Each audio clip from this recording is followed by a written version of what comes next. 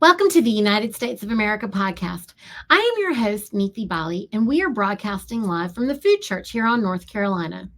We welcome you to make yourself comfortable as we go over the current state of the world and our nation. If you missed past episodes, please be sure to take the time to at least watch the first episode to have a proper introduction to our conversations. These conversations are not otherwise happening in any sequential order. Please be aware that we expect you to behave with honor in our comment section. We are a people at peace, and we have declared peace to all the nations around the world. This is not a marketing or sales podcast, and we are not sovereign citizens. Sovereign citizen is an oxymoron, and if you say that you are a sovereign citizen, you are a moron. A sovereign is a free and honorable living man or woman who operates under God's law, under natural law, and who honors themselves and others in peace. One definition for the word citizen is slave, but there are different kinds of citizens. Putting those two words together is an oxymoron. Please do not promote or condone TikTok, Facebook, or any other social media games to test the system or to impose your beliefs onto society at large. Again, this is not a marketing and promoting like a promotional channel. We are shining a light on knowledge that is being hidden from you, and we are sharing the truth about your birthright and your inheritance. We are interested in helping you reclaim your birthright and your inheritance. We are not sitting in judgment of you. This information is a beacon of light for you to use when you choose to seek it. We have marshals at arms that are designated as moderators who are assisting in the comment section. Please be kind with your words. We're also on multiple platforms. Everybody can't see all the comments, so be aware of that. And if you diminish others, you will be put in a timeout or deleted and blocked as deemed necessary. If you have any questions, please put them in all caps and only enter them once per show. I am joined on air with our North Carolina Marshal at Arms, Cynthia Pinkston, and now I am proud to introduce you to Justice Anna Maria, who is joining us live from Alaska today. Good morning, Anna. Hi, guys.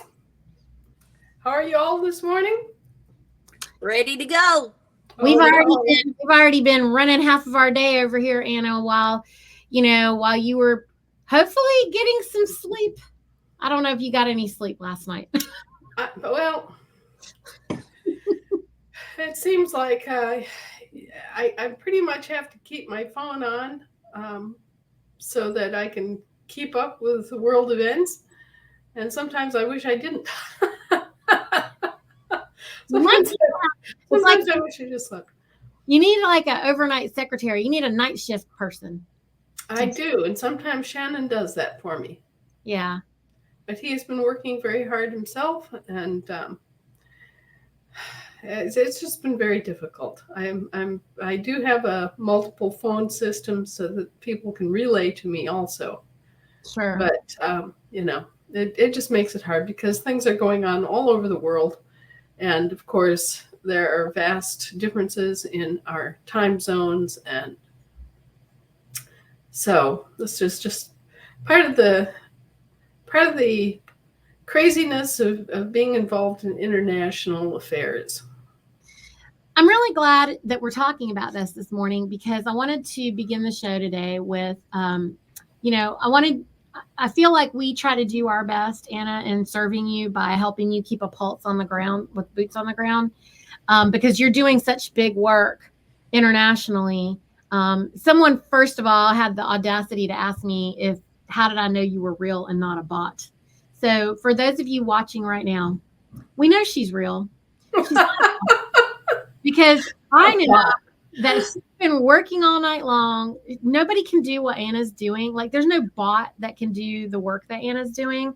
And let's just talk a little bit about what your actual job is. I wanted people to understand. And the reason that I want to make this clear for a lot of folks is because Anna, we do this show and people are saying this is what the average somebody on the ground is thinking this way. The way people are thinking is this. Hey, I used to be like a Montana free man and as a 16-year-old, I was there during the standoffs, and you got to be careful what the sovereign movement do, because there's a lot of bad actors in it. And, people will go to jail, because they just don't pay taxes and they try to exercise their sovereign rights. Someone else said, it's really getting ugly on the political front right now. And it might come to more civil disobedience leading to war in America. And you have to be careful and double check everything that you're listening to. Get the proof. And then someone else said, well, my mom spread that stuff for years and was paid heavily. My dad ultimately died in the terrorist division of Terre Haute Indian Penitentiary a couple of years ago. The government will do anything to protect the law system, and enacted and enforced, and it wouldn't matter what color you are. And it was used in my case after Waco and Ruby Ridge. And then, so there's all of these stories. I'm just reading things like off that people have sent to me, random stuff. They're just like, you got to be careful, because you got to have proof. You got to have proof. Where's the proof? Where's the proof? And so when they say that to me, what I really like to be able to do, Anna, is, for example, recently there was the situation on the border of Texas. And so it's easy for me to pull the situation, clips about what's going on the border of Texas. And then I bombard them with your immediate, like whatever those 5-6 emails, your articles that you post that are in reaction to the situation, where you are creating an international diplomatic situation so that you can push people back into their box. And I explained to them, look, the pen is mightier than the sword. So maybe you can speak a little bit more about this incredible work that you do, because people just don't understand how you're doing that. And I try to show them. I might not do as good of a job as you might be able to help us explain. So would you mind speaking about that a little bit? Well, I don't fearmonger, but I certainly advise people to do their own due diligence, look up the citations, look at the court cases, look at the history themselves, learn it for themselves, because the only way they can really defend themselves is if they do know it. And I mean really know it. And so I think that the most prevalent problem we have, the greatest ignorance we have, the danger that lurks in the situation is ignorance. I mean, 90% of it that I've seen has been simply that we didn't know what our employees were doing. And so we were unable to respond appropriately to what they were doing. But now we know. And knowing that gives us a great deal of leverage and advantage in the situation. Because actually, our courts have concurrent general jurisdiction, and it's superior concurrent general jurisdiction with regard to the subject matter, meaning us and our assets. We haven't been able to deploy that power because we haven't been providing ourselves with our own courts. So we actually hold the bigger hammer. We just didn't know that number one, we didn't know we needed a hammer. Number two, we didn't know that we weren't doing what we were supposed to be doing. We didn't know what our employees were pulling off behind our backs. But now that we do, now we're in the driver's seat to a much greater extent than we ever dreamed possible, because simply our courts overstand their courts once they're formed and we're standing. I think that most people still have no idea that I always try to start. We had our weekend. Our outreach program was this Saturday. We do it every first Saturday of the month. And we always have a great turnout. And I mean, it's a small turnout, but it's consistent. It's like a consistent group of new people and some old people. And they come every month. And we do a little bit of and we do always start with an intro, and then we do a little extra education, and then we do Q&A. And it's really nice to see now that's been a year, Anna, since we've been doing it every month. And we consistently are bringing in at least 10 or 15 more people every month as a side effect of it. It's a nice organic way from just our one county. That doesn't count all the other counties in North Carolina that are doing, their hard work. But it's really interesting, that they're gaining confidence by the consistency. And it is exactly like what you're saying. We just have to shine the light on the path, do the education. And, some of these people come here for 6-7 months in a row before they do anything. And they're doing their own research in the background. And then they bring their questions. And it's just a consistent little thing that's, an ongoing process. So hopefully. That's what you want. Yeah. We just feel like, and sometimes it can become frustrating because we want to be able to just show the result of the court, for example, or whatever is happening. And it's just taking time. Like, it's taking time all the states currently are like toddlers, and we're trying to just stand up, and then get in the chair. Just got to find our seat.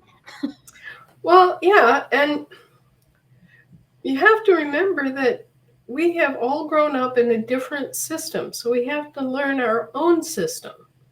And we're constantly kind of falling backward into assumptions about this because of what we've already experienced in what I'll call the human slave system. It's what it is. It's the corporatocracy, friends. The corporatocracy. I tell them, because people come in very upset with their government, and I'm like, wait a minute, let's just identify the bad guy. We are the government, and the corporatocracy is who you think is the government is the corporatocracy. So let's identify the bad guy, and let's be very clear about that. And it is literally a constant repeating. I remember in our early days with the assembly, then, every week they would say, what are the 4 pillars? What are the 4 pillars? Every week we'd start the meeting out with, what are the 4 pillars? And I think it took a good 6 weeks before people could just spit them out finally. Finally, there was always somebody who would be like, okay, we can do it. And then now it's like, we know the 4 pillars. That's nothing. Here, let us just throw it at you. Simple. But it feels strange that you have to learn your ABCs, and then start to spell the words. It can get very frustrating. Well, yeah, it is. And you would think that we would have learned this when we were in school, but the U.S. only teaches U.S. stuff. It doesn't teach American stuff. And I keep telling people, when I was a kid growing up, we had an American history book and we had a U.S. history book. And there were 2 different subjects and 2 different books and 2 different years. It couldn't be any clearer that these were not the same subject. Even though there were things that intersected between the 2, there was a distinction made in the mind, and the material was different. And so we learned American history as American history and United States history separately. So it was obvious to us that there were 2 things going on, or 2 governments that were meshing together, and that we've lost that. Also, there's this vision, there's this idea that they go away, they get killed off or something. And it's like, no, we're going to work together. Maybe you can speak a little bit more about that. I think that anything that is precious, such as freedom, such as abundance, somebody is always going to try to take it away from you and exert power over you. In this case, they don't have any right to do any of it because they are literally our employees. And, they'll try to justify what they've done in terms of war. They'll say, oh, well, there was a war situation and it was an emergency and we had to take over and restore order and blah, blah, blah, blah, blah. Okay. Well, there are two things referring to the American Civil War when all this started. Number one, we call it the American Civil War, but it wasn't a war. It was a mercenary conflict. And just like Vietnam was not a war, technically it was a mercenary conflict. And it's the same thing with the Civil War. All the wars that we've been involved in from the Civil War onward have been mercenary conflicts. They're not wars. They're not owed the dignity of the law of war or the law of peace. They are undeclared by the proper body that is required to declare a war, in our case, and they don't have a proper peace process either. For a war to be a war in this country, the Congress has to declare it. And it has to be the right Congress because there are several Congresses. That's another thing that we're not taught in school. So the right Congress has to declare the war. There has to be a formal declaration. And at the end of it, there has to be a peace process that includes all three jurisdictions, air, land, and sea. And repeatedly, we do not see that. And we certainly don't see that in the Civil War. So the Civil War was not a war. It was a mercenary conflict. And as a result of that, the military doesn't have a leg to stand on to say that, we took this land by conquest, or we occupied this land under the conditions of war. They didn't. What they did is they came in and they took over in 1863, and they never told their employers what was happening.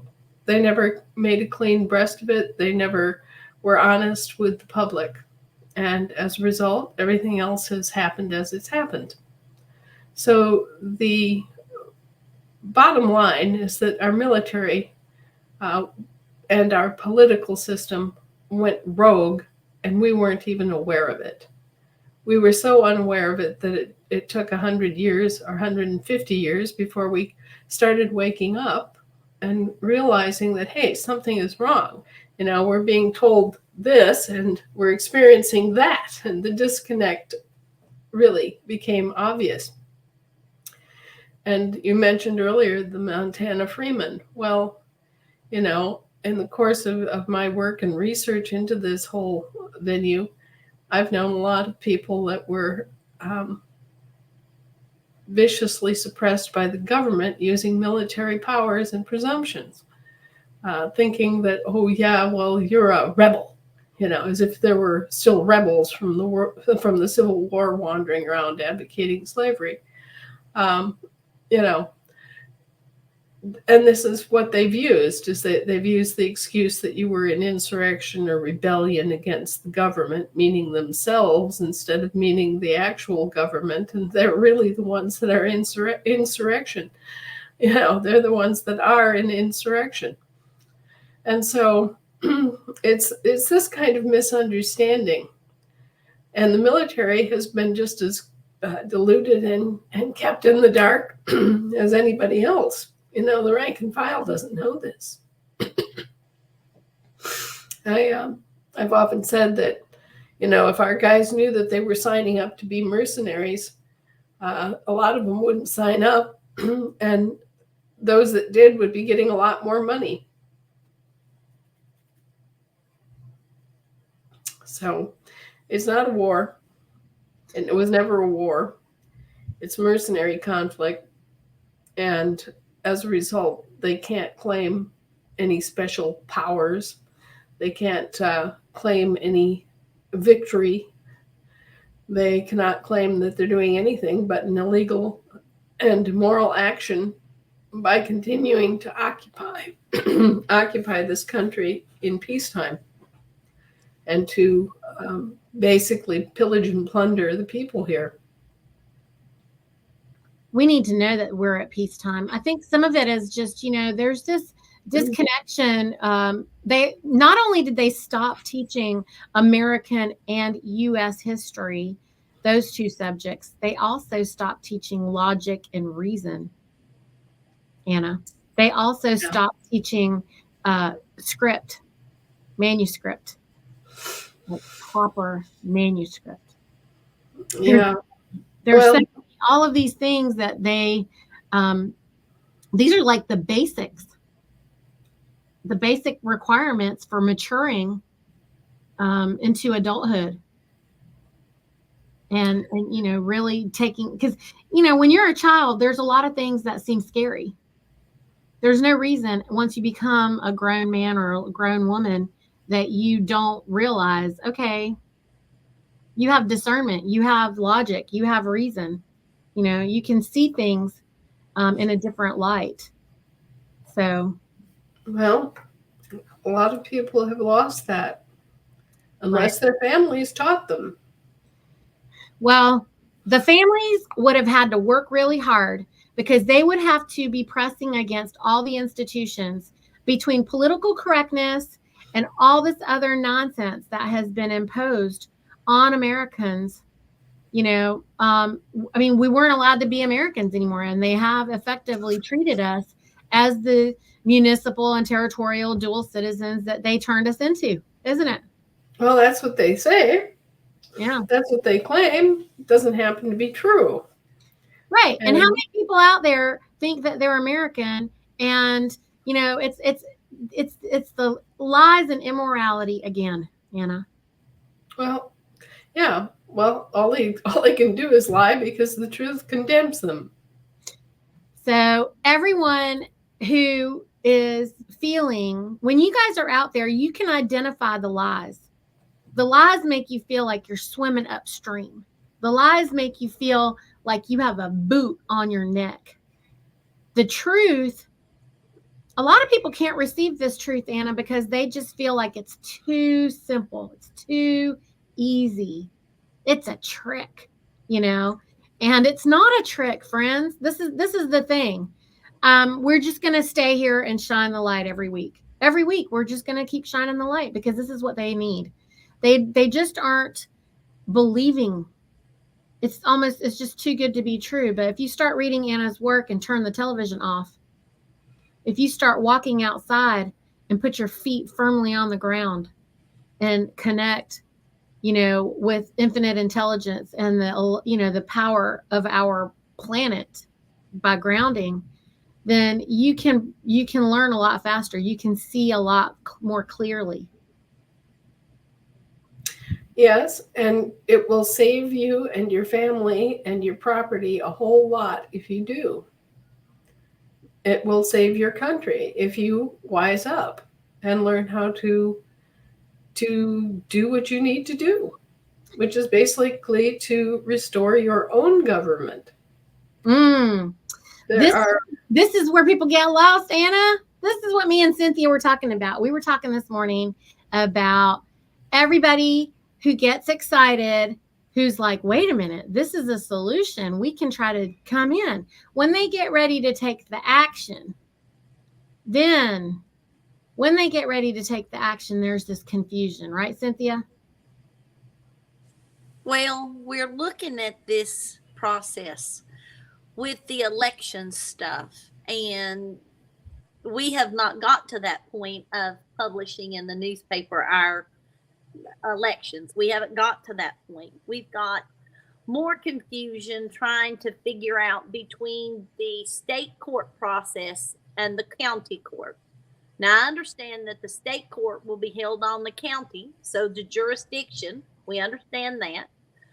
But there's still parts of that, as in who's going to have the jurisdiction to do an arrest. Somebody walks in with like a grenade in their hand. Who arrests someone in the state court? We're having these questions of who is it, the bailsman? Is it the bondsman? Which one? Because the county sheriff, and trying to figure out whose place, who does what, and there's just all of these people, and one group says one thing, another group says another thing. So it's like, okay. This is the problem when you're writing business manuals for something that you have never done. You're trying to write the processes for your business before you've ever done the business. And it's kind of, this is the frustration a lot of people are feeling on the ground. Well, I think it's pretty obvious. We have a concurrent responsibility, both at the state and county level, to prevent crime. So if someone is violating a state law, it's incumbent upon the county to recognize that and arrest them.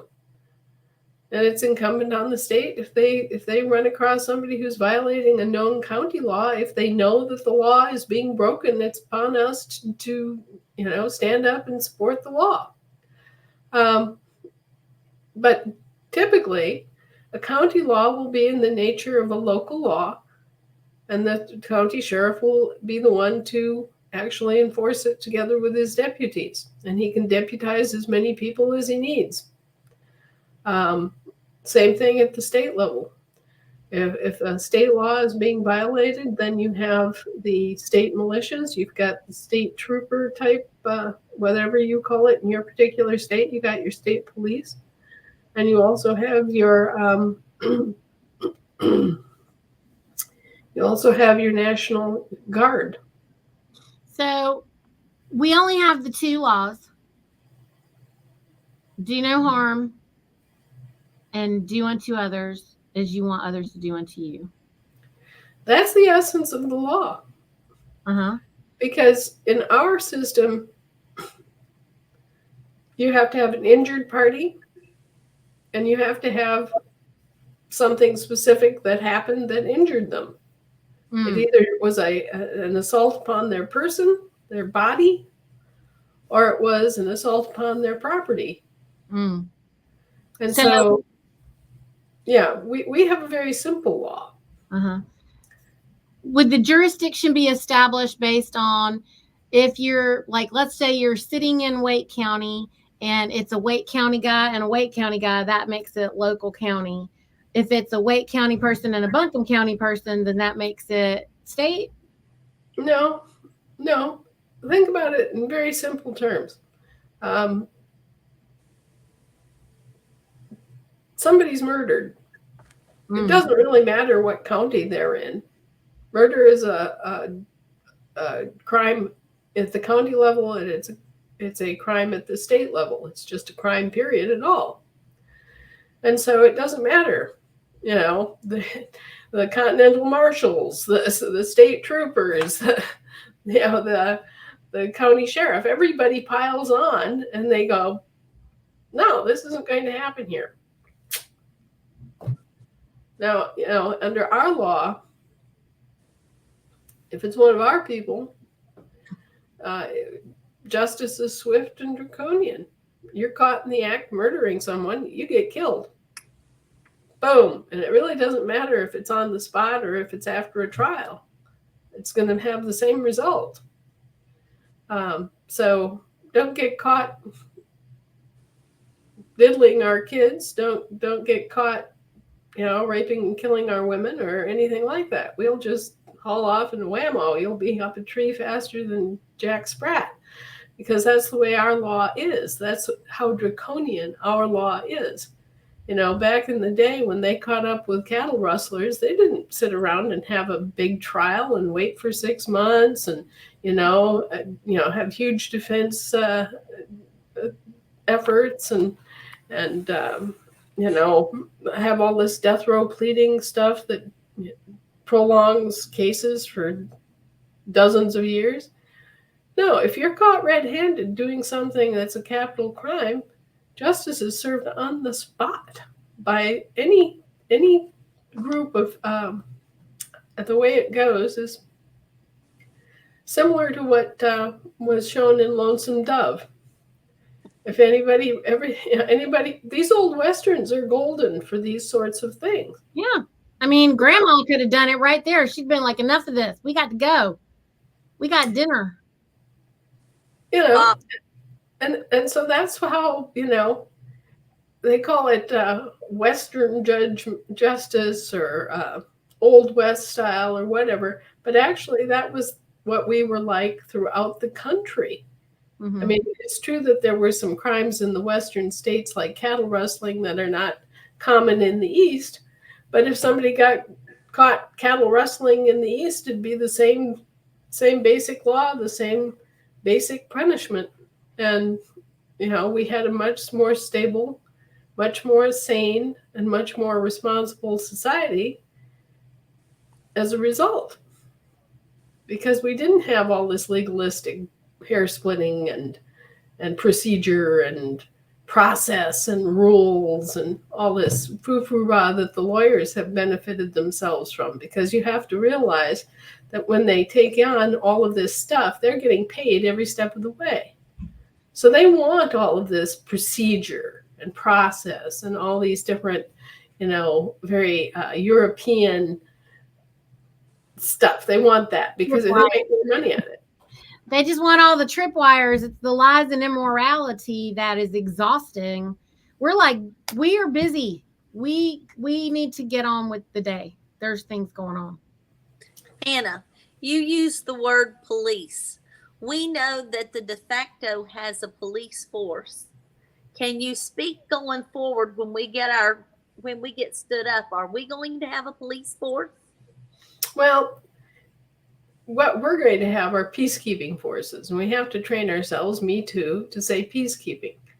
But I think people get confused. Police are there to arrest humans. And becoming aware of the European caste system and how that works and how we have been subjected to it when we should be free of it, you have to become aware that there are men and women who are living people, right? And then there are males and females that are in the second class status of humans. And then there are slaves. And slaves are, in this particular system, regarded as corporations, as if you were IBM, right? And so what they've done is entrap and redefine us as humans and as slaves. And then they've applied foreign law to us, because there's a different law for people and humans and things, corporations. And so here we are, Americans, assuming that we are owed the law of living people, the land law, right? And instead, our political status has been jury-rigged and re-engineered by our public employees to create what they call federal dual citizenship. And they basically came in and helped themselves to our political status as men and women and denigrated us as humans and slaves.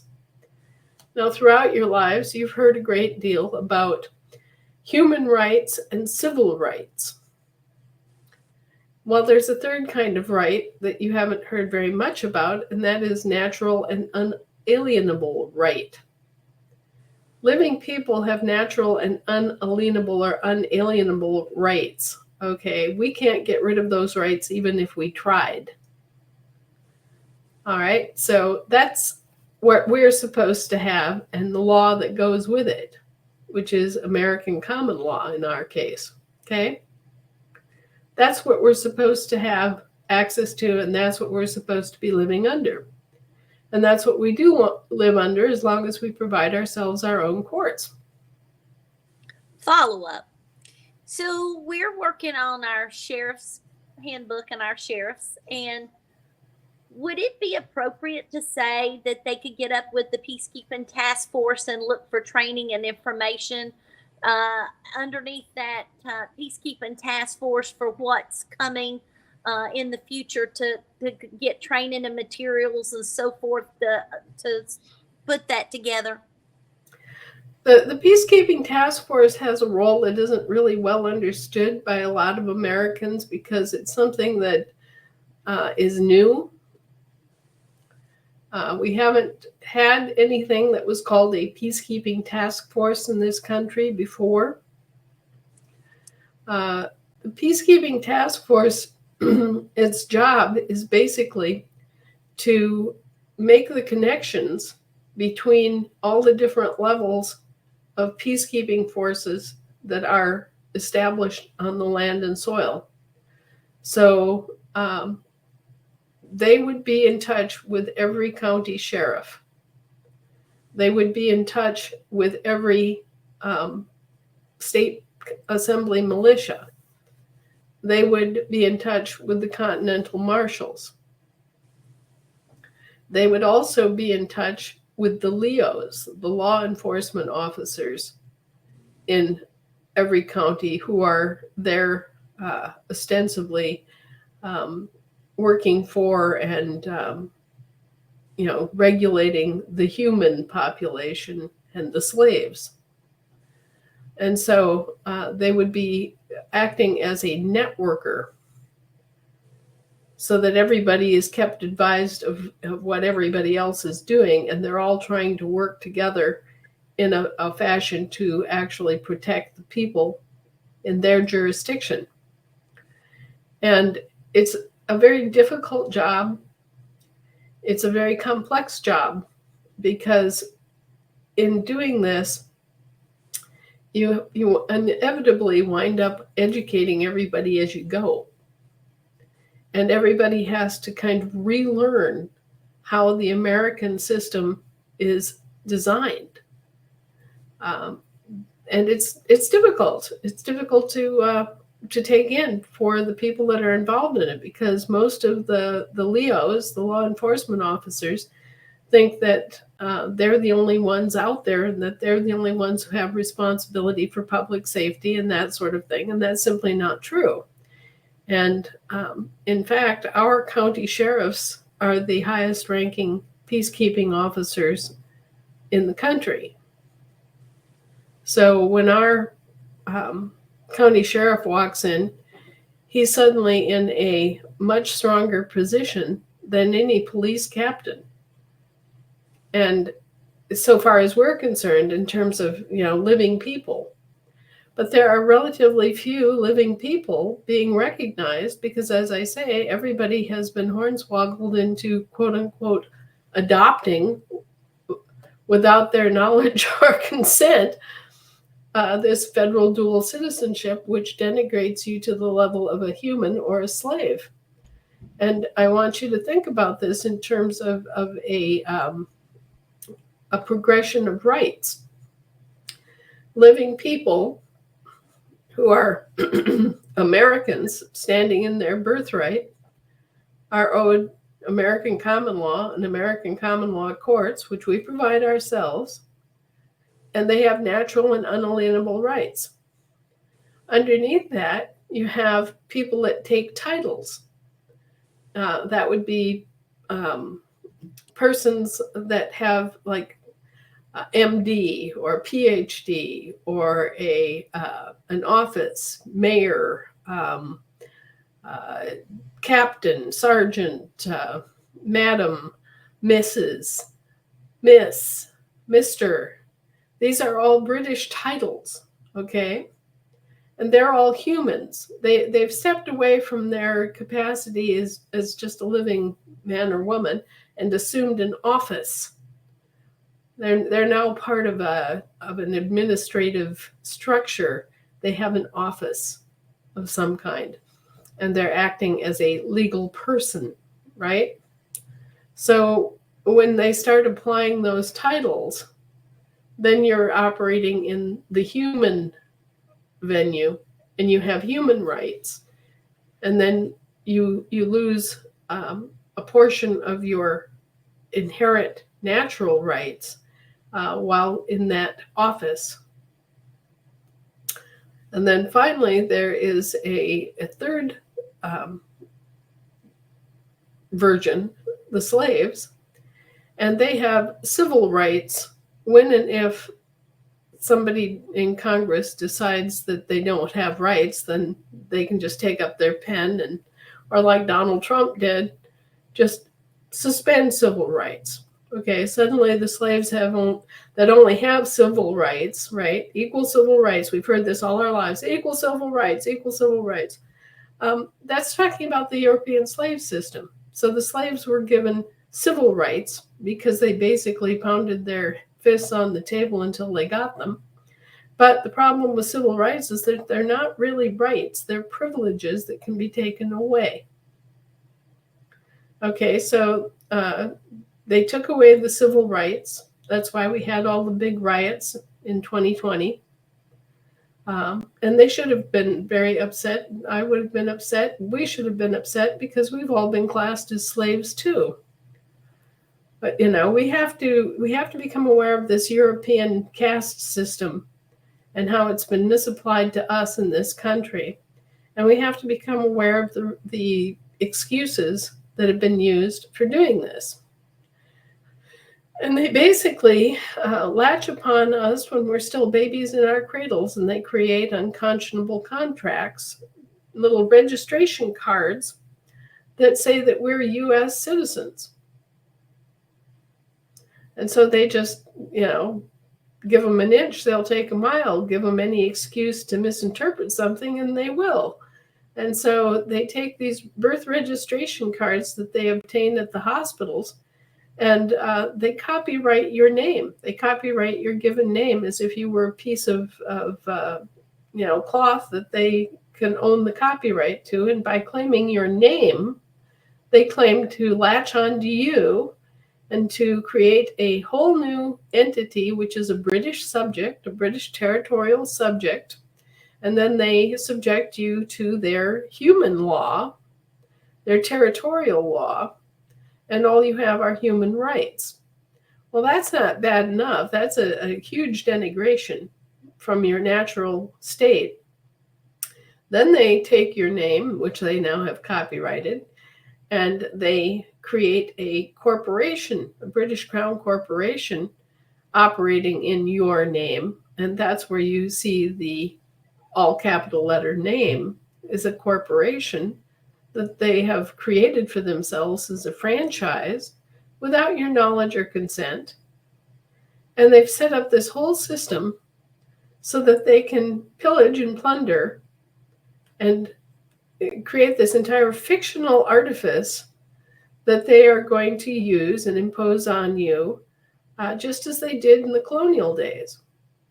And if you look at the list of things that the colonists listed in the Declaration of Independence for the reasons why they were effecting this separation from George III, if you go down the list, you'll recognize every single one of those crimes. The same crimes that they were here creating in 1776 are all present with us now. And it's because they're enforcing the same system, the same caste system. Mm. And in that, the English were the only ones that were men and women. The colonists were all merely humans. And below the colonists were the slaves, everybody else. So they've done the same damn thing, but this time they've done it illegally and unlawfully. And they've based their claims on unconscionable contracts foisted off without disclosure to the parents and without any ability to be conscious of them for the victim, the baby. And so this is just nothing but commercial wrongdoing and, illegality on a vast scale. And the thing that they've done is already a recognized crime. It's already forbidden under both the Geneva and Hague Conventions. So, any military man telling you that this was a war, number one, tell him to shove it up his rump, because there's no declaration by any Congress, much less the Congress. And number two, there's no peace treaty in place or anything else. No peace process was ever engaged in. All they had was an armistice. So these guys, if they tell you it's a war and that the law of war applies, you just tell them, no, it doesn't. And here's why. And put it back in their lap. Okay, you show us a declaration of war for the Civil War by the correct Congress, and we'll give you a Bronze Star, and they cannot do it. So it wasn't a war. And none of the protections or war, laws of war, any of that, that's all out the window. Forget that. This is just crime. And as crime, it needs to be addressed on an international level. And so that's a good deal of what I do, is to bring forward the crime. To just keep pushing it forward into the consciousness of the world that, hey, look at what these Brits have done. Because it wasn't just here. They pulled this crap here, but they also pulled it on their own people. They also pulled it on the other Commonwealth countries that existed at the time. Yeah.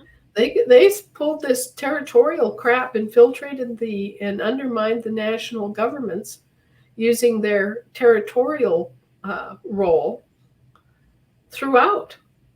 And it was just as illegal and unlawful the first time they did it as any other time they did it. So what we're seeing here, they're experiencing in England, Ireland, Scotland, and Wales. They're experiencing here in the United States. They're experiencing it in Canada and Australia.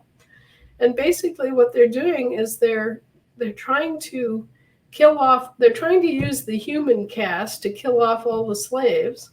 And after they kill off all the slaves, then they'll have established another ranking of humans, and then they'll pit them together until there's hardly anyone left. And then they think that they're just going to sit here in some sort of utopia of wild nature, at which point I hope the lions, tigers, and bears eat them. But the point being that all of this is illegal as hell. All of it's unlawful as hell. There's no law involved here. This is just criminality run rampant, and our employees are promoting it. So how is it that they're getting our money to destroy us? And the answer is the banks. The banks are the key to all of this, because the banks have been recognizing them as if they were representing us and giving our money and our credit to them. Mm-hmm. And what I'm saying is no.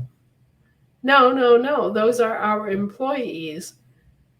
They cannot claim to represent us when we're standing here right in the front of you, and that's our money. Well, we would be if we knew that we were the government. We would be. They just think we're all, asleep or dead. Well, we're dead at sea. We're lost at sea, apparently.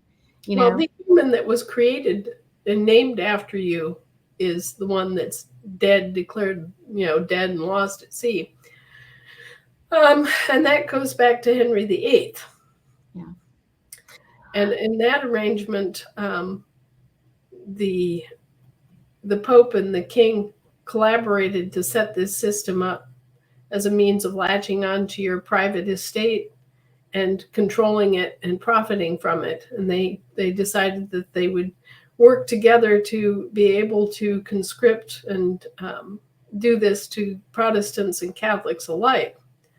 So the quid pro quo is that if you're Catholic, the Pope owns you 100%. And if you're Protestant, the king gets 40% as his cut, and the Pope gets 60% of your lifetime estate. All right, Anna. I didn't want to interrupt anything that you're saying because I started it. You were answering it. It's such a big thing. I just feel like we can never get enough of it. I don't want to make everybody upset by not getting to the questions. So let me put some of these questions up here. Sean says they asked last week. Well, we didn't see it, Sean. So thank you for asking again. Does our status change automatically, make us secured parties or creditors? It's a good question. It doesn't put your name in the system as a secured party. Okay. But your country as a whole and your state is a secured party. So you are a secured party in that you are a Wisconsinite or a Minnesotan or a, an Ohioan or a New Yorker or a Californian. And we've already proven that that's true. So you're a secured party and creditor as a state national. Okay. All right. Robert wants to know, as a national, can I claim my fiance for her to come to the country?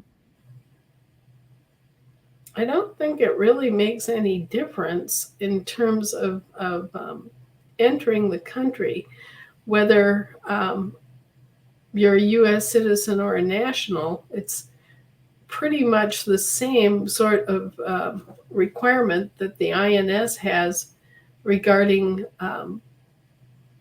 who can immigrate and who can't. Okay. If you marry her, well, then she gets pretty much a free pass to come to the country and be part of everything. But as a fiance, she would have to get a visa and just come here to visit. Do we pay school taxes, Anna? Well, this is hard because they tax us for schools, but they don't allow us to control our schools, which are supposed to be completely local. Yeah. So this is part of what we need to resolve. Yeah. We are the ones that need to assert that we have our own schools. We need to provide ourselves with our own schools. If we don't provide ourselves with our own schools, then they can justly say, well, you're sending your kids to our schools, therefore you have to pay our school taxes. So we should be incorporating that in our system as we're putting the pillars up. That's a county function. That's a very important county function. Okay, that's good to know. Lorraine wants to know, do we have a trust? Might we have information on creating a trust? I don't think we need to, but Anna, what would you like to say to her? The only thing that a living man or woman actually needs as a trust is a last will and testament. And if they have minor children, a provision for who the guardian of the minor child is in the event of the death or disability of the parent. And, you get to choose who your trustees are going to be, and you name your executor and all that stuff in your will. Okay? But people are doing all these other kinds of fancy Dan trusts, and they think that this is going to protect them. And no, it doesn't. I could give you some examples. You really just need to have a last will and testament and a guardian name for any minor children.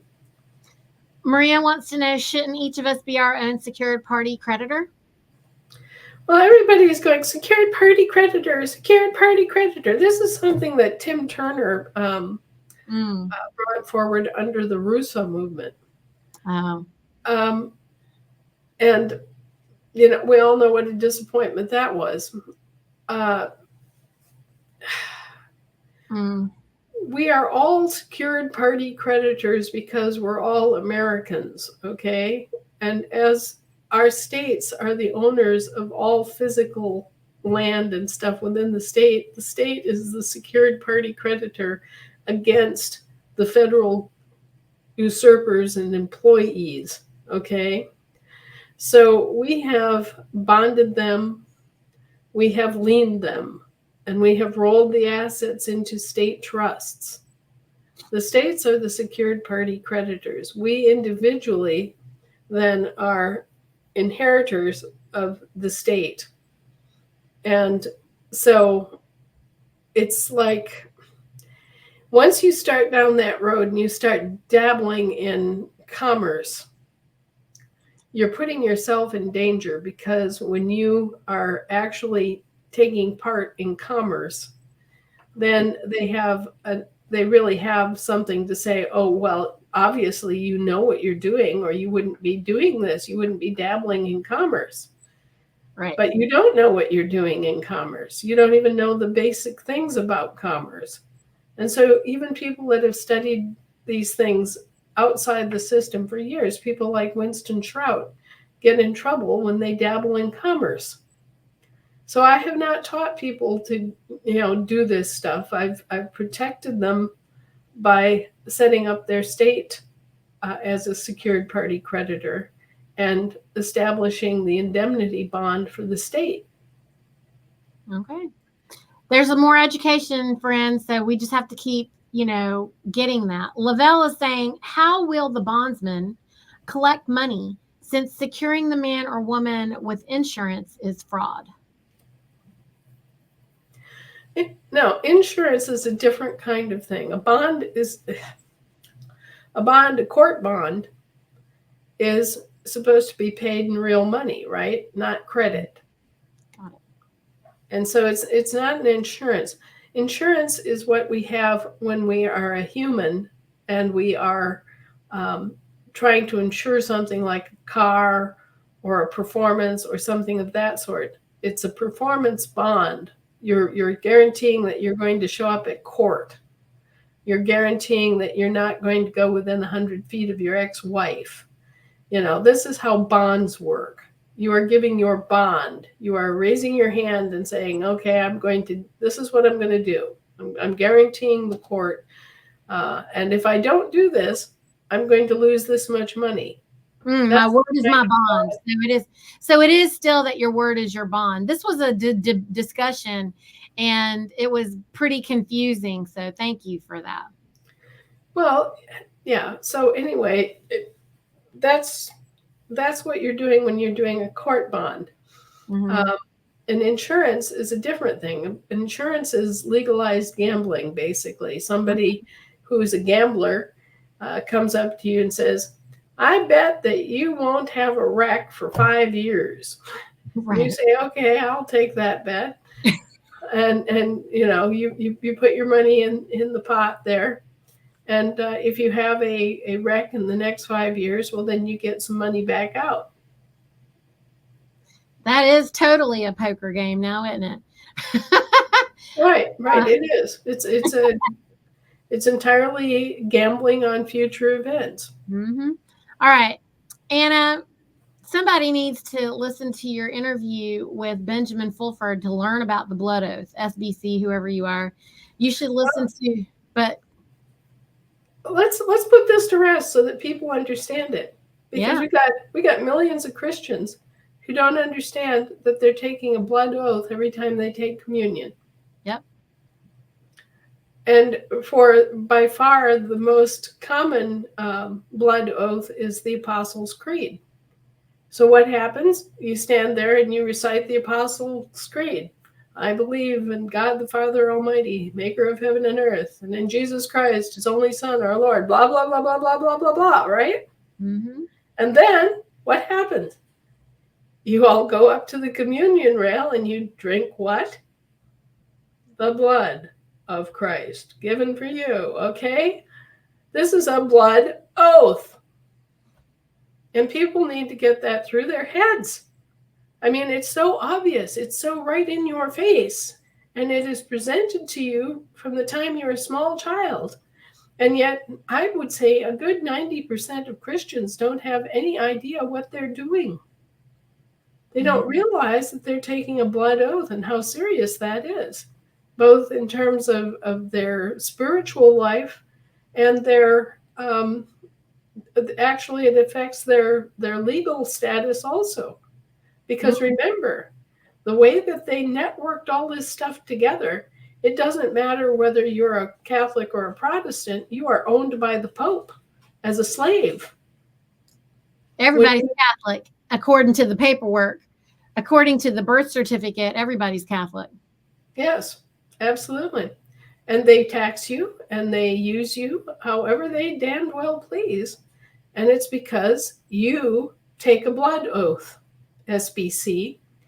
And it's because you continue to accept this without totally unconscionable contract. Again, people, it's just going right over their heads that they have a blood oath on the record.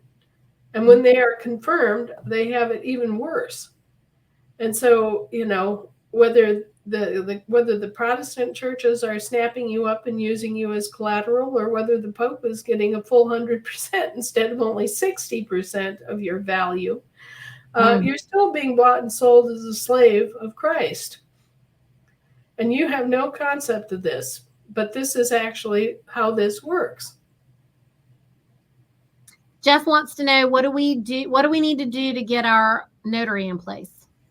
I think they mean recording secretary. Well, no, you can have your own public notary. You can establish a public notary as the state, a notary of the state.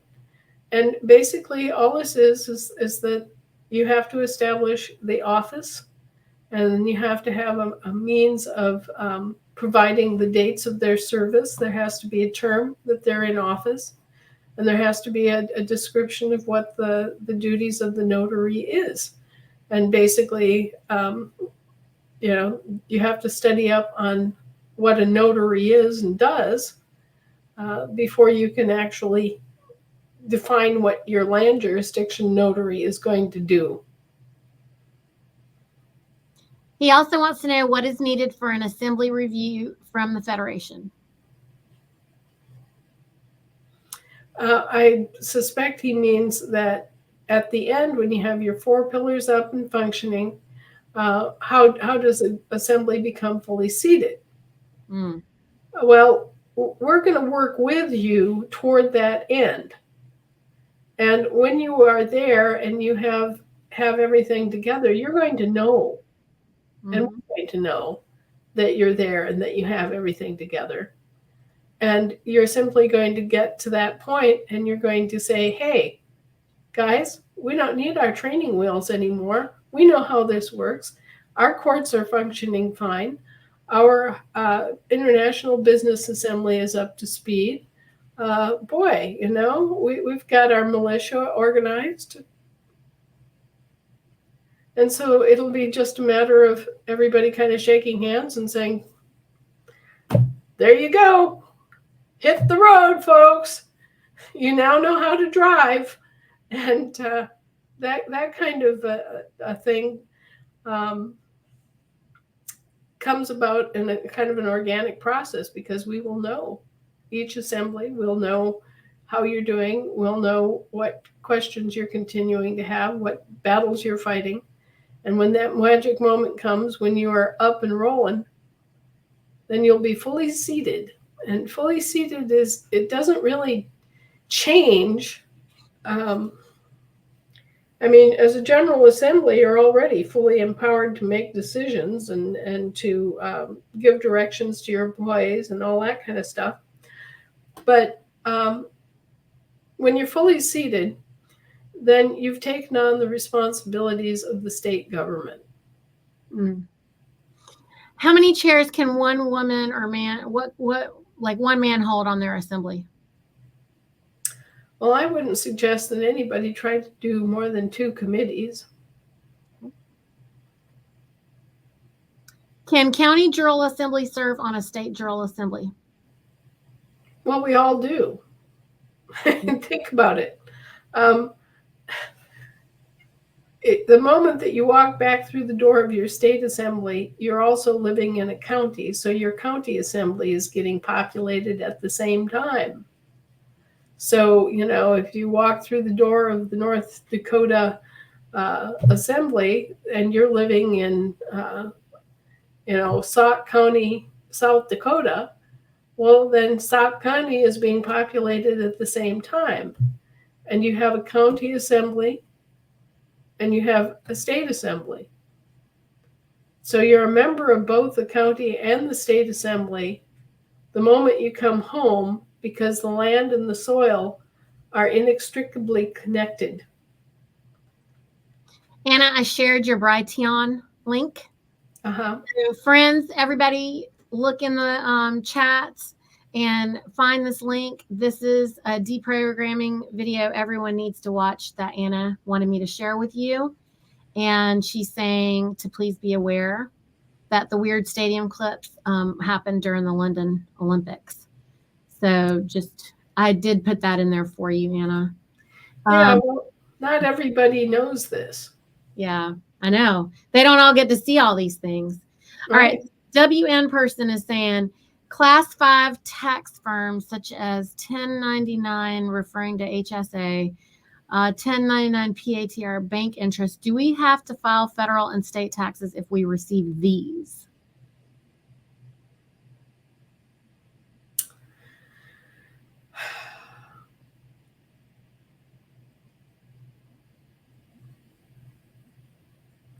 Those are questions that I'm not particularly well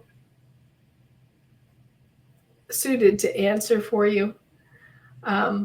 We have a situation here where there's a constant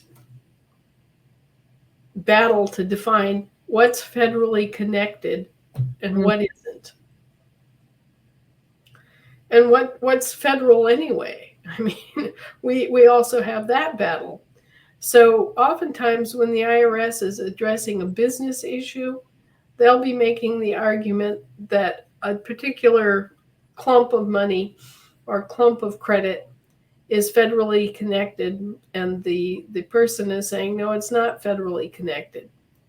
The appropriate thing is to look at your entire business. I think the safe way to do it is to look at your entire business and determine whether or not it's federal or not. And then look at these issues like, is this federally connected or not? And I would say that the bank interest is federally connected unless you are working with a private bank. Most people are working with commercial banks. And so as a result, their bank interest does become taxable. But those are individual questions that you kind of have to look at yourself in terms of, how does this work for me? And how much does this amount to anyway? If it's under the standard, what do they call it? The standard deductible. If you have bank interest under the standard deductible, you don't have to report it anyway. So, it's a lot of questioning of, in your particular situation, is it federally connected or not? And how much bank interest. Got too many assumptions that you have to make, not knowing what the details are. Dennis is saying the Russian Orthodox are not under the Pope since 1054. Oh, no, I'm not talking about the Russian Orthodox. I'm talking about the Eastern Orthodox. When I'm talking about the Orthodox. What is Anna's book that talks about how to live in the private? Well, I'm suggesting that you live in the public. I was going to say, I don't know what that means. I'm suggesting that you take over your own government and restore it so that you are the public, not them. And then you don't have to worry about all this stuff. We're not hiding, friends. This isn't a private club. This isn't a secret society. This isn't happening undercover. We're not hiding. We're not hiding. Well, what he means is, how do you retain your respect as a private living being? It's, how do you run your business affairs in such a way that you're going to be able to hold on to your protections as a living man or woman in this whole situation? And what I'm saying is, to hell with this whole phony, baloney, illegal, unlawful BS situation that we've been handed. These are unconscionable contracts. They're not enforceable. They're not even in the vein of being a private contract because they're unconscionable. It's a contract that you don't even know exists, that's been foisted off on you. And there you are trying to deal with the results of somebody else's delusions and demands upon you. So, the trick here is not to find some newfangled, snaggly way to avoid the conflict. The way through this is to take your own proper place and stand in it and tell them, look, I'm not a federal dual citizen. With respect to you, I'm a foreign sovereign. I am a non-citizen. Right. Okay? I'm not here to play your games. I'm not a human. I'm not a slave. I'm a man. And I am owed man's law. And I have my own damned courts. So until and unless I'm actually hurting you, go away. And, this is, people need to kind of get into that mindset that says, no, the buck stops here. We're not playing this game. I'm not in your jurisdiction, and you sure as hell aren't coming over into mine. Margaret, they took down. Oh, yeah. So, Anna, we were reading one of your articles on our Telegram channel, and it just got deleted while we were talking last Friday. So we created another one, Margaret. And so if you go to the show links and you go to the link tree, then we've updated that. But yeah, we were just talking and they just took us down. So just want you to know, they just we were reading Anna's articles. Literally, that's what we were doing. Just like this, like a book, just reading it. I was just in the middle of reading, talking, just reading her thing, and all of a sudden I was talking to nobody. I was like, what is going on? Well, we're having this discussion with the military. And the military wants to make themselves out big fellas because they've taken all this action against the criminals, and they should get applauded for that. However, we've been in this situation since 1863. And the military has been key to promoting and profiting from and creating this whole craziness. So it's not really possible for us to just hide our head under a blanket and say, oh, well, that didn't happen. And they're still confused about the issue of U.S. citizenship. They still think that is the highest level of because that's their level. They think that that's the highest level there is. And they forget that we're not U.S. citizens. They may be U.S. citizens for the time that they're in the service, but we are not U.S. citizens. And so when people are so unaware of their own status, that they're living in a denigrated status, they say things, do things, and assume things that just simply aren't true. If I tried to create it as the unincorporated United States of America, it wouldn't even let me do it. It wouldn't let me. There were so many things. I was like, oh my gosh. Another question is, when we get ready to put these elections in the newspaper, are they going to qualify us to have to be registered candidates or registered voters, or do we list that as unincorporated? So there's a specialized this election process that happened to California that we're watching. We're just kind of saying, how do we get it in the paper, Anna? Because they'll call it propaganda, or that's what we're being. Look, they didn't stipulate when they published their incorporated offices, did they? We're just telling you what the actual newspaper is saying to us. Well, then publish it another way. Publish it by putting up flyers around town. Publish it by publishing your own damn paper. You don't need them. We're just checking with you because we just thought we don't pass the newspaper. All this obstruction. The pressure test of the Federation. So we're just like, what is the Federation pressure test for this? Do we just? So I mean, shoot, we could 100% create an online newspaper, whatever you would like. You just tell us, because they're telling us it's propaganda. No, you just have to show good faith toward the public, which they didn't. And that's part of their problem right now.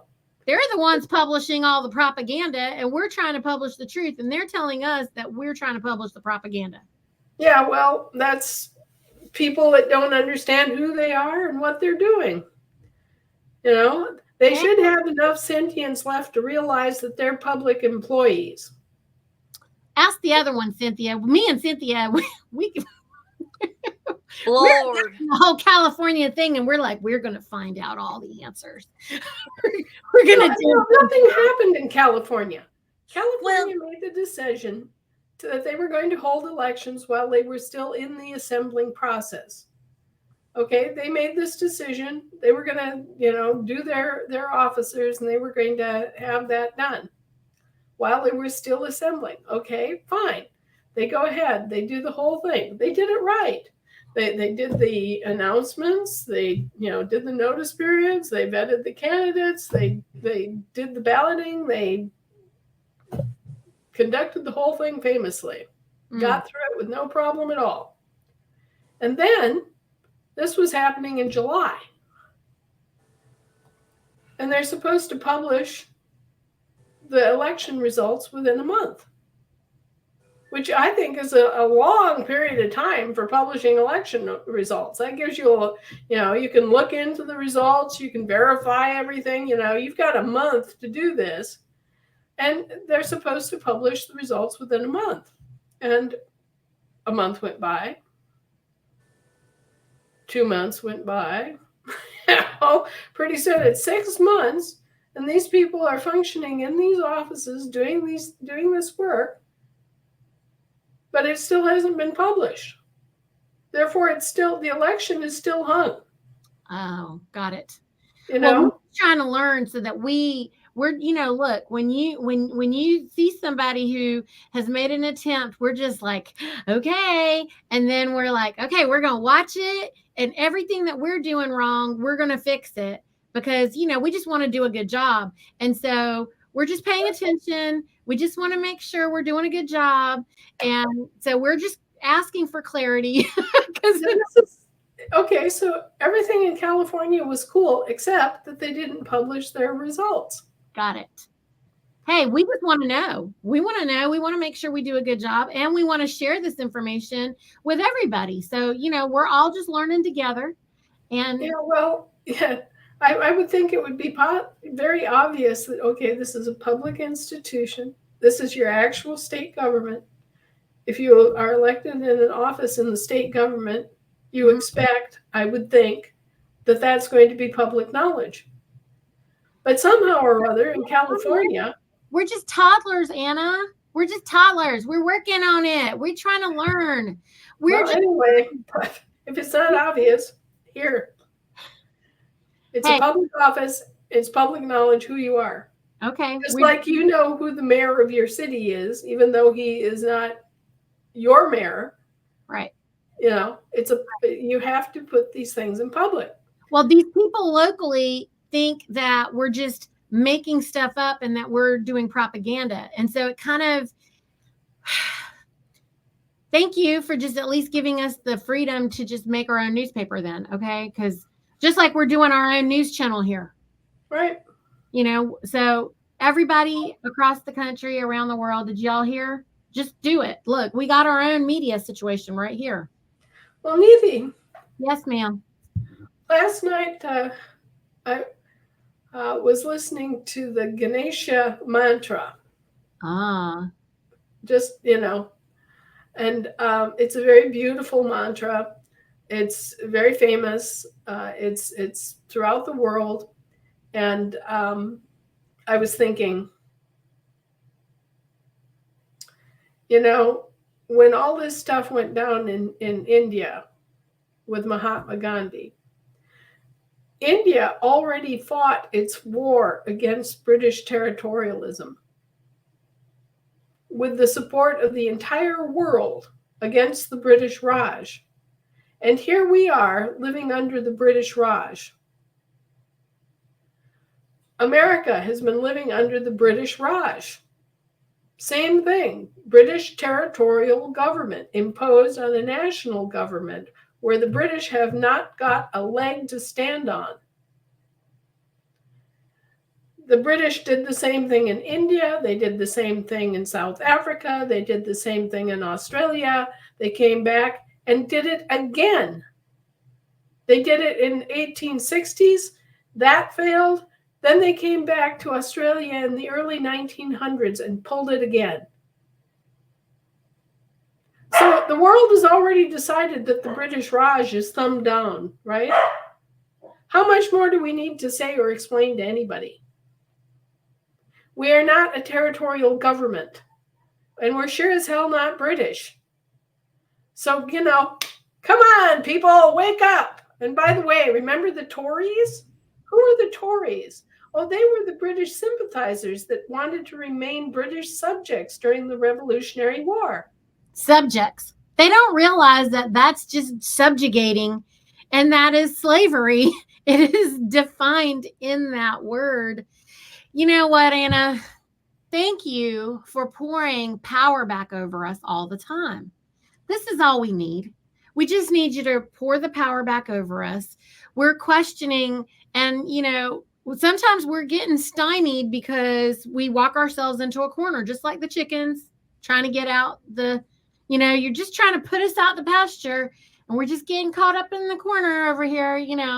It seems silly, but hey, when we've been in there for so long, it's difficult to just walk out.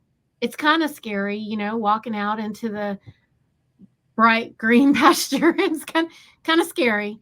Now, well, what was the House of Burgesses, the colonial government? Mm-hmm. It was what? It was a territorial government. Mm-hmm. And what does the name Tory come from? It comes from British territorial. Mm. So what we've got here is the Brits have gone throughout the world, and they've set up these territorial governments, and they've been running their own Raj in each country.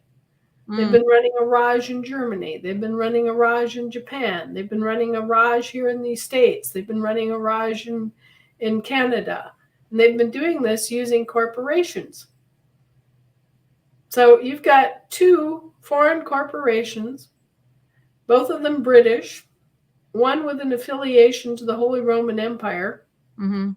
But you've got two corporations, and they are sitting in the District of Columbia running everything and getting away with it.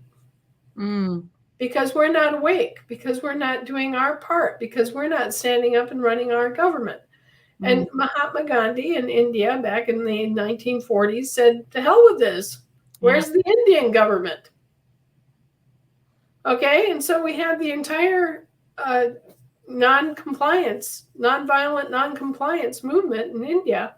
And that's what we have here too, where we're not, we're not shooting people, we're not hanging people, we're not causing harm to anybody. We are exercising our own right to run our own national government. And that is guaranteed to us by the contracts that we hold with these service providers, our employees.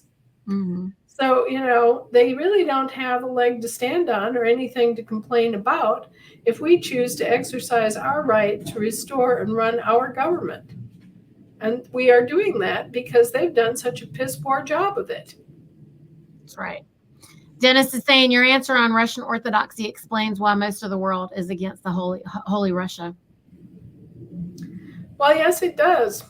It also explains why the Russian Orthodox is a different religion in essence than Eastern Orthodoxy or, the Western Roman version. We have a disconnect on the history there.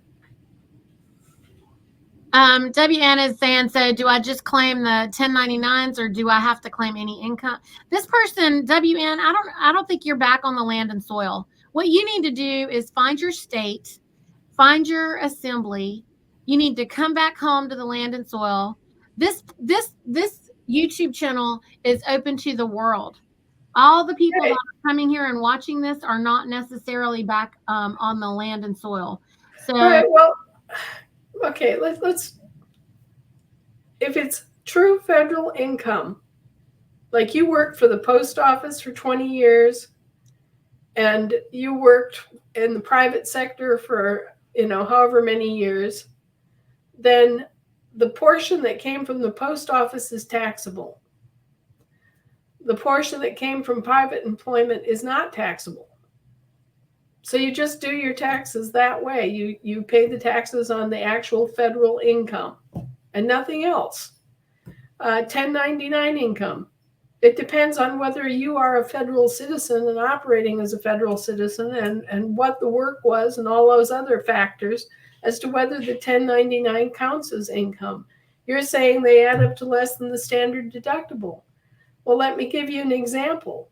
Most people, my husband included, whoever were in the United States Armed Forces, had federal income during that time period while they were in the military. Okay. 50 years later, a guy gets ready to retire. A tiny, tiny, tiny, tiny portion of his, if he's worked in the private sector all his life, the rest of his life, a tiny portion of his, Social Security and all that stuff, a tiny portion of it is due to that military service back in 1962, right? Right. It's something like, it's less than $200 a year. Okay. It's a ridiculously small sum, but it's federal income, right? Mm-hmm. Well, instead of having the nuisance of processing millions of claims for such small amounts, which would actually break the IRS, right? They have the standard deductible. And anything under the standard deductible, you don't have to report. Can a sheriff serve in the General Assembly as a member or officer? Well, he is an officer of the General Assembly. I mean, just by definition. A sheriff, like everybody else that's elected or serving, is supposed to be a national of his state. So say that you're the sheriff of Macon County in Georgia, okay? Is he potentially a General Assembly juror? Yes. Both for his county and for his state, he can be a General Assembly member and he can be a juror so long as he is not involved in the case. And of course, in most county cases and everything, he's going to be the presiding officer, so he's not allowed to sit on the jury of a case that he's bringing forward. You have to observe common sense and conflict of interest. But there's nothing that keeps a sheriff from serving on a jury for an unrelated matter in a different jurisdiction like the state. Say that the state is bringing a suit against somebody and it's in a different county. Could the sheriff be called as a talesman? Yes, he could.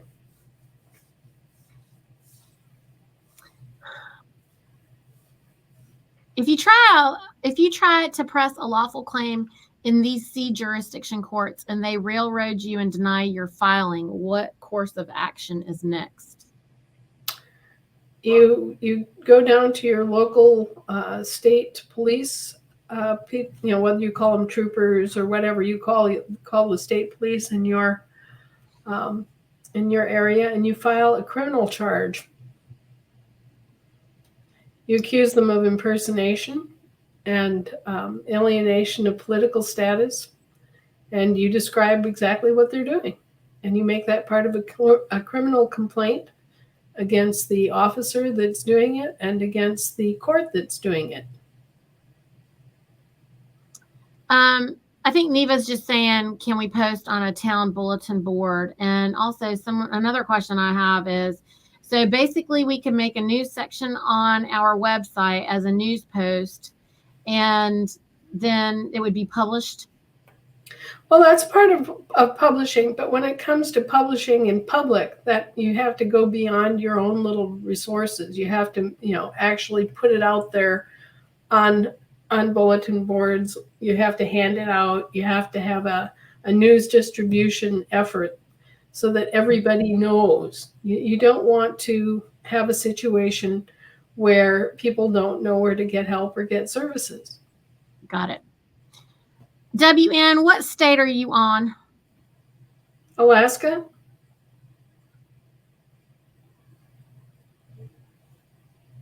And Alaska is a state as of the 1st of October 2020. It's been enrolled as a state of the union.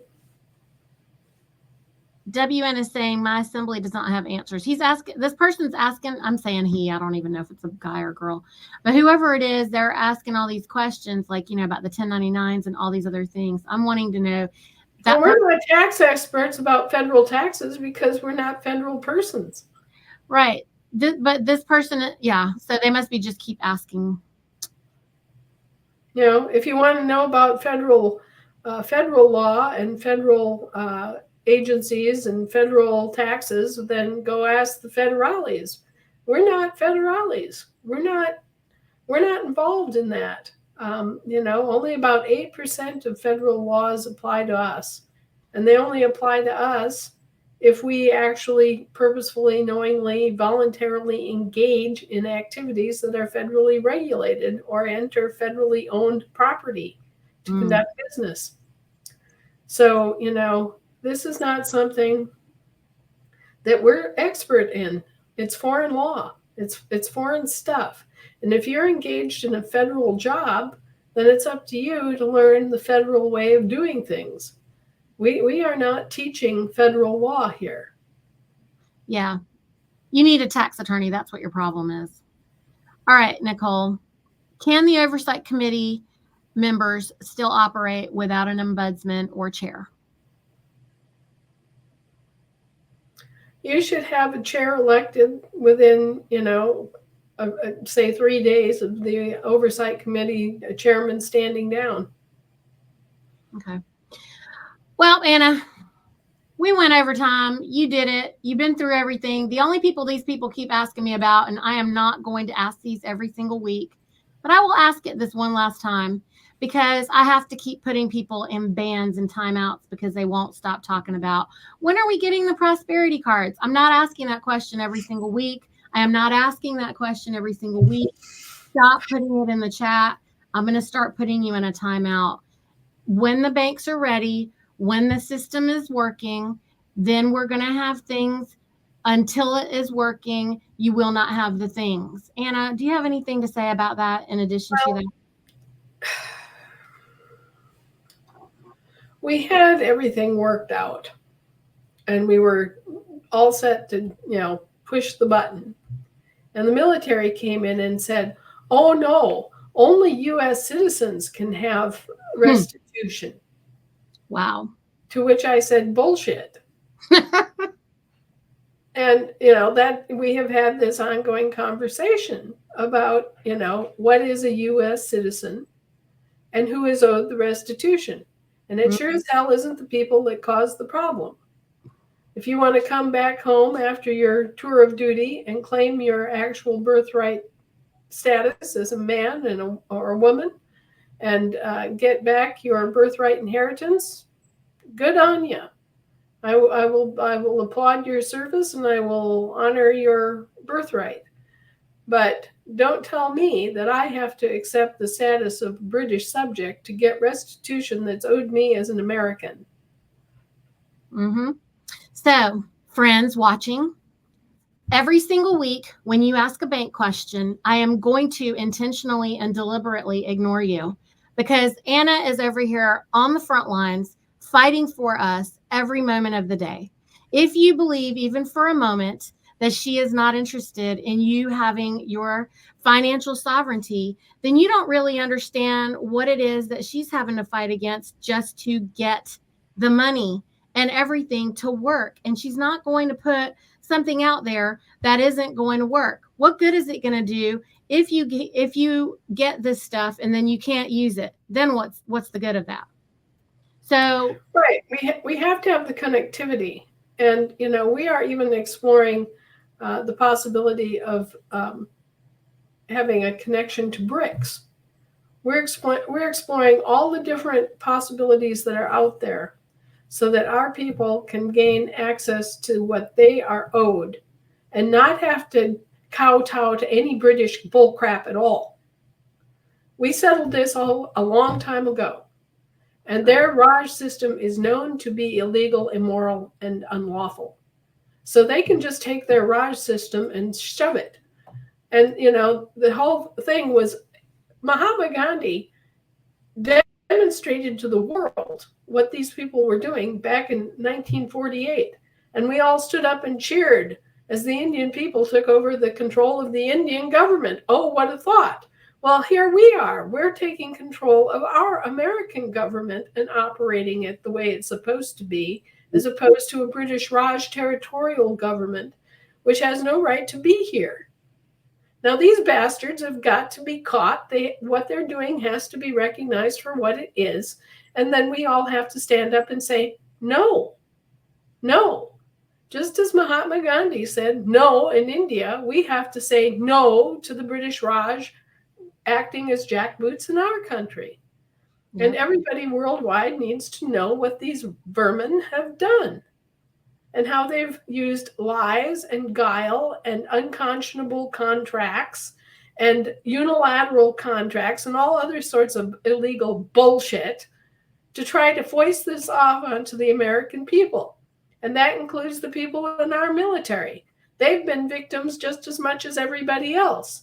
They've been unknowingly acting as commercial mercenaries, cheap commercial mercenaries, since 1863. Now, it's about time we all got our heads wrapped around this and got our butts in gear and straightened this out and kicked the limeys back across the pond where they belong and let them enjoy their system of caste and clan and everything all they want. If they want to suck up to the Prince Charles's ruminous ass, they are welcome to it, but not here. They're not going to force that on us again. No, no, no, no, no. And the fact that they've been doing it successfully behind our backs for a long time doesn't matter. You hear that, Cynthia? They got Anna all riled up.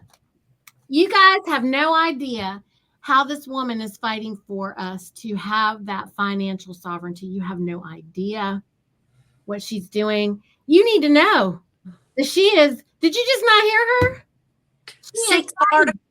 She put out 6 articles in one day. And if you're not reading them, you're not keeping up.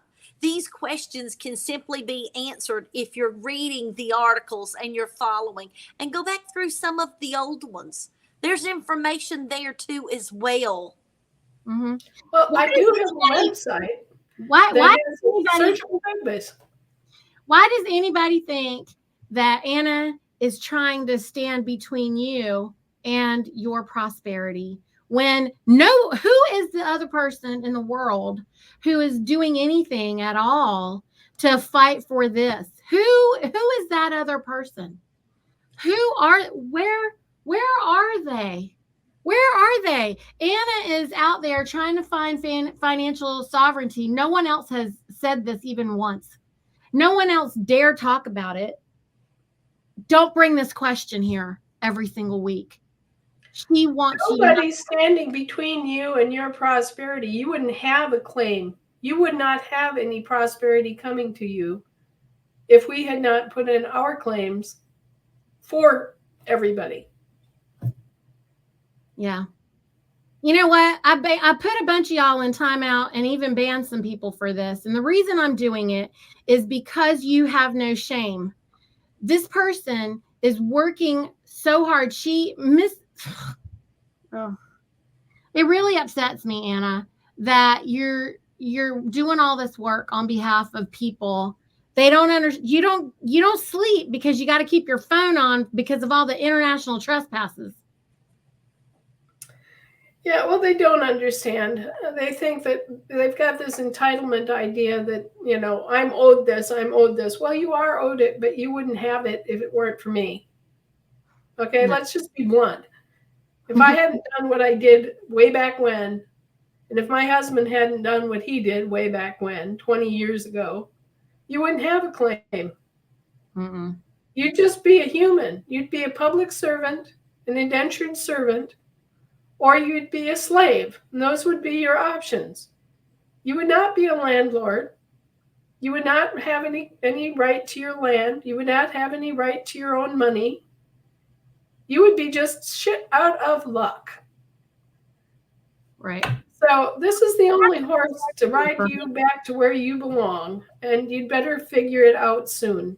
And nobody can do it for you but you. You have to put in the time and the effort to figure out, number one, who you are, what your government is supposed to be, how to restore your government, how to get your money back, how to get your land back out of the British National Trust. I mean, come on. These people have gulled and taken advantage of us in every way possible for so long. And you've become like the Stockholm Syndrome. You've become enamored of your jailer. This is the British government at its very worst. What they've done here is the biggest snow job and the biggest fraud operation. It's a sting. It's a fraud. And we've all been taken in by it. But we have proven that it's a fraud. It's all based on fraud. Yeah. This is a quick question, Anna. Is there no assembly committee if nobody steps forward to chair the committee, even if there are members willing to participate, just not lead? Well, you need to find somebody who's got guts enough to chair the committee simply so that there's a spokesperson for the committee. Otherwise, you're just kind of rolling around and around and around. Well, you know what, Anna, this is interesting. Me and Michelle Ford have had several conversations. So everybody wants to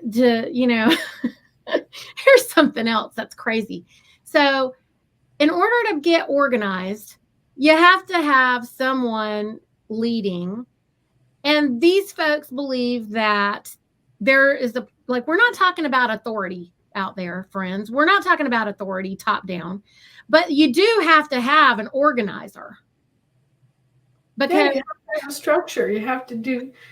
Anna, they think that if you're self-governing, there's no order. If you're self-governing, there's no order. If you're self-governing, so like if I'm putting them in a timeout over here, then they don't like it. I don't really care because there has to be an order. I'm not going to bombard Anna, who I know what Anna's doing. I know the work that she's doing. I'm not sure why y'all don't know that, but I am going to guard her from all of that because it is my job. It is my job as a responsible journalist to do that. If you guys don't like it, I'm not seeking your agreement. I'm not seeking your agreement, and I want you to know that and hear me now. I am going to guard Anna. Well, there are rules of discourse. You know, what good does it do to have 50 people all going hey, at once? Then nobody gets answered. No, but like if you're like in this situation, in our committees, we have to have someone who is in the end responsible for the communication. Right. That's how you're an assembly. That's why you have an assembly committee chairman to bring the information and the considerations of the committees, the investigations and doings of the committee back to the General Assembly. If you don't have an assembly chairman, you don't have somebody who can represent that committee in the business forum of the assembly in general. So, yes, you do have to find an assembly chair, someone to chair that committee. Someone who will take the responsibility of reporting back to the General Assembly what the committee has found. Right. And oftentimes the committee will be engaged in research. They'll be looking into some particular thing for the entire body as a whole. So yes, you do need to have someone who can act as the chairman of that committee and go back to the General Assembly and give a report. Thank you, Alice. Thank you, Alice. Yes. You know what it is? All the coordinators are having to deal with this situation as well. And you you outline this beautifully on the coordinator training on Thursday, that, friends, this is a thankless position. Anybody who's trying to lead and get organized, this is a problem, because everyone who is operating in their sovereignty feels like they don't need to respect and honor the order. Guess what, friends? Nature has an order. If you get to the end of the cliff, gravity is going to pull you down, and nature has no grace. Well, we have committees. That's our structure, and we function by committee, and as a whole. In the end, the General Assembly is just a giant committee of the whole. And that's always been the form of our government. Since the very, very first, even the colonial government was structured on committees. So what we do is a little different. We don't have CEOs. We don't have vice presidents of this and that. We don't have, directors and department heads. But what we do have is we have committees, and those committees are assigned to do certain functions and investigate certain issues and to recommend certain actions that have to do with their committee's subject matter. And that's how we organize things. Yeah. So, for example, if you have an ombudsman committee, but you don't have an ombudsman, then it becomes the work of the committee to find an ombudsman and to get that work done. Do you have anything in response to this? Certainly, a committee can self-organize, but they don't have a voice. You have to have a chair of the committee to have a voice. I'm trying to get this through your head. That you as a committee, all 50 of you, eventually or more, are not going to go to the assembly meeting and start talking in one group all about how your committee did this. You're going to have a spokesman. You have to have a spokesman. No. You're giving authority to the chair that the chair doesn't have. You're getting confused with that system, not our system. A committee chair is a spokesperson. I keep saying this about the assembly chairman also. Our people, our leaders are not sitting there top down controlling the committee. And if they are, then you tell them, no, that's not how this works. You're here to act as a spokesperson for the committee, taking our reports back to the General Assembly. You're not here to tell us what to think. You're not here to make our lives miserable or denigrate us in any way. You're just here among all the other people trying to get a job done. And anybody who has delusions of executorship or CEO status in a committee needs to be told that. It's a different role. It's a different government, and a committee chairman is a different role than what they are obviously assuming. So the rest of you just have to be educated enough to say, no, when we elected you to be the committee chairperson, you acquired the duty of making our report to the General Assembly. That's it. All right. Well, for all of the people out there who I just hurt your feelings, I'm really sorry. Also, I'm being honest. I'm not angry. I don't get angry. I'm not worried about it. I just think that there's a lot of nerve that people have. You guys are out in public, and you are in public right now. So behave. And we're very clear about behaving. If we were all in person somewhere somewhere together having a conversation, the things that you guys say in this chat, you wouldn't have the nerve to say. If you wouldn't say this out loud to my face, if we were standing somewhere, then don't put it here. This is the problem with the chatting, is that people act like they can just say anything that they want to say. If you're not willing to say that in person, I addressed it because it was so prevalent in the chat. Otherwise, I normally don't really do that. And Anna and Cynthia and anybody who's been watching all the recordings that we have, and you could go back and see every recording. I've never said anything. But I said it today because it was so prevalent. And you know. Well, everybody has their assumptions. Mm-hmm. And assumptions are worth nothing. Right. People assume that it's easy to just set up an entirely new banking system. People assume that it's easy to create credit cards for that new banking system. Why don't they try doing it? Why don't you just, you don't like the job I'm doing, you don't like the work that our IT team has devoted, years of work to.